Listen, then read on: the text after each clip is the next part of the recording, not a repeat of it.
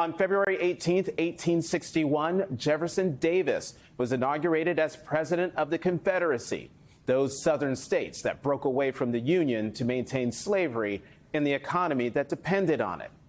Under the guise of states' rights, they fought a bloody civil war and lost. 104 years later, on February 18, 1965, Jimmy Lee Jackson was beaten during a voting rights march in Alabama. His death days later inspired the Selma to Montgomery marches, the first of which is forever known as Bloody Sunday.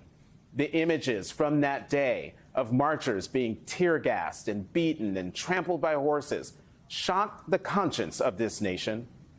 5 months later, President Johnson signed the Voting Rights Act of 1965 into law.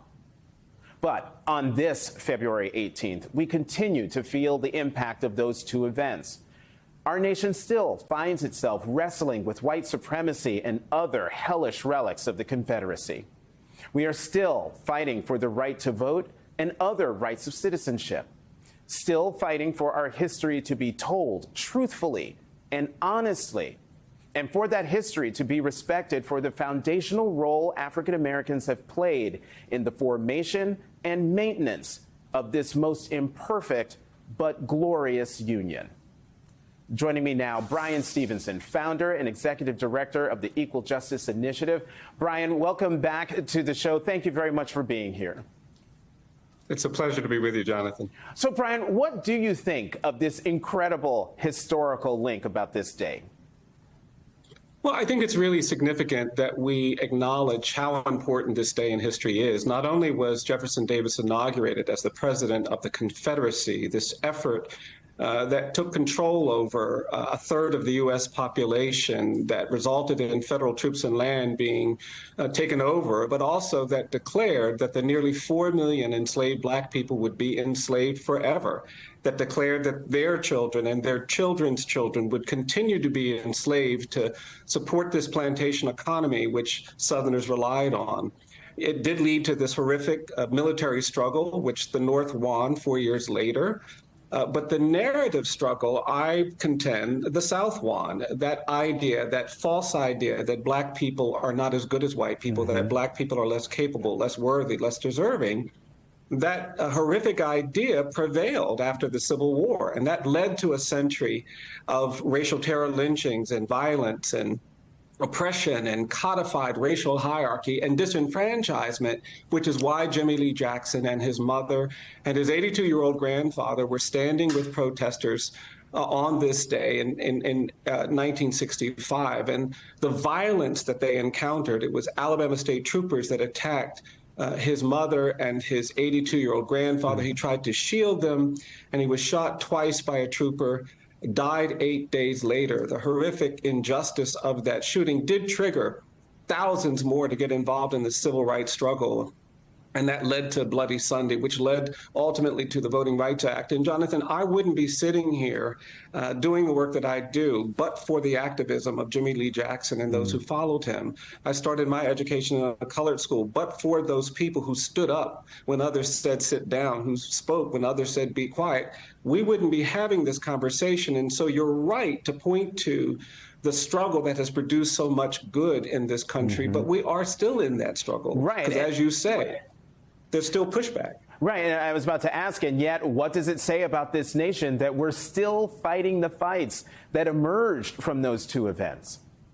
I think because there was never a shift in power. You know, I talk about South Africa and what happened after apartheid, and you had a transfer in power. Black majority took over.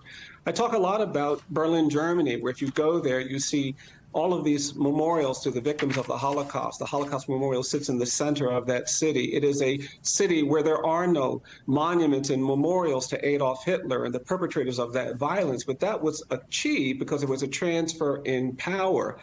And we haven't had that in this country, which means that our struggle has been a struggle where we are fighting against institutions and people who are empowered to say no. And that to me is the brilliance of the civil rights movement, and it is the urgency of the moment that we're in now. We have to persuade people that holding on to these false ideas, rejecting the truth about our past, not reckoning with this history is not only not good for the people who are marginalized and excluded, but it's not good for anybody.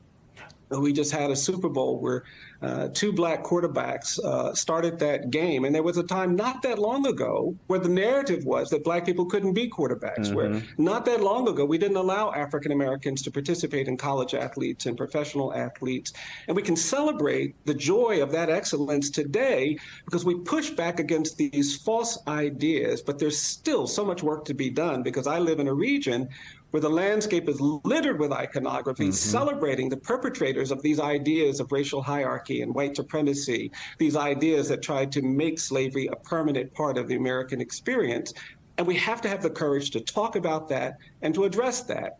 And that's what I fear right now, is that there's so much resistance to that in this political moment. Right. The Equal Justice Initiative, which you founded and you're the executive director of, is in Montgomery, Alabama. But to your last point, what do you make of this debate that we're engulfed in now over teaching Black history in our schools?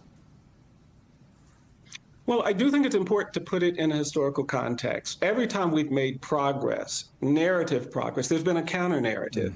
When abolitionists began arguing that slavery was wrong, there was a deep commitment to this false idea that black people aren't as good as white people. When activists began saying that mob violence and lynching was irreconcilable with a system governed by the rule of law, there was pushback. In the civil rights era, when activists stood up and said segregation is wrong and evil, there was the same kind of counter-narrative. I think we're having this moment because in the last 4 or 5 years, we've made progress in getting people to recognize that we have to reckon honestly with our history, that we need an era of truth and justice, truth and reconciliation, truth and restoration, truth and repair, to undo the damage that has been done by centuries and the legacy of slavery and lynching and segregation. I worry about it because you're seeing this in states where people with power are trying to shut down.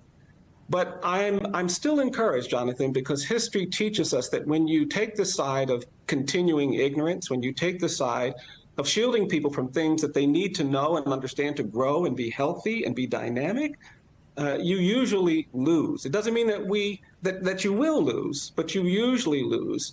And that's why the rest of us have to recognize this as the fundamental threat to the kind of democratic society that many of us want to see in this country. We cannot accept bigotry and ignorance in our schools. We cannot accept these bans on books. We cannot accept this false idea that if we expose young people to ideas that are complicated and different, that somehow is a bad thing for them. And I'm hoping that's what we see coming out of the next year or two, but it will be a struggle. Right. And it will take a lot of people and a lot of sectors to give voice to the wrongfulness of some of what we're seeing in some of these education debates.